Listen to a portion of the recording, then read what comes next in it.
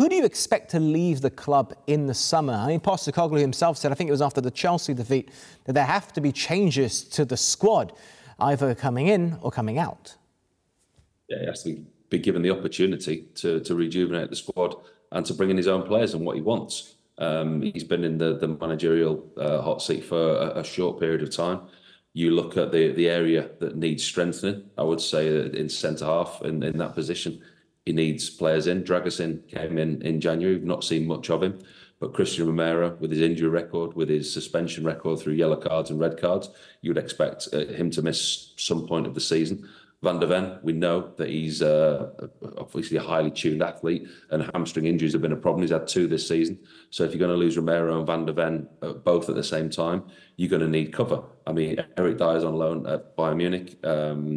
Joe Rodon's at Leeds. Neither of those two are going to come back into the fold. So you think that that's an area that they're going to look at strengthening. Fullback areas as well. We've seen that as a problem. At times, Tottenham have played with 4 fullbacks across the back 4 this season. So that's certainly an area that they're going to look at. As for players leaving the club, you look at Lo Celso, who came on today, not getting enough game time. And for him, with the World Cup around the corner, I think he's 30 years old now, Lo Celso, with his Argentinian caps that he's got, he's going to want to play in the World Cup. He potentially will move on. Brian Gill, never really taken to the Premier League, looks a little bit lightweight, gets knocked off the ball quite a lot. And the manager was quite open, quite honest about the fact that he's going to have to let players go. I mean, with FFP and PSR rules now that we seem to talk about far too often, players are going to have to go for the manager to bring in the players that he wants. Because as we've shown this season that they're a good team. The first 10 games, top of the league, talk of a title challenge.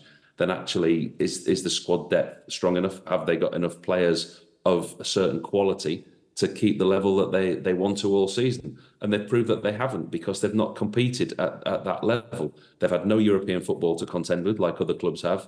Cup competitions domestically, they've not really competed this season either. They went out very, very early in the League Cup away at Fulham. So for them to compete on a level that they want to, or where they should be next year, he's going to have to rejuvenate that squad. Really quickly, and I think many people have forgotten he's there because he's been injured all season. You think Manor Solomon could make a difference for Spurs next year? I mean, he did for Fulham last season. Oh, he did for Fulham last year. Absolutely, he did. There's an opportunity there. But Spurs need to go to the next level. You know, you need to, if you're going to sign players and bring players in or integrate players back into your squad, they have to be better than what you've already got.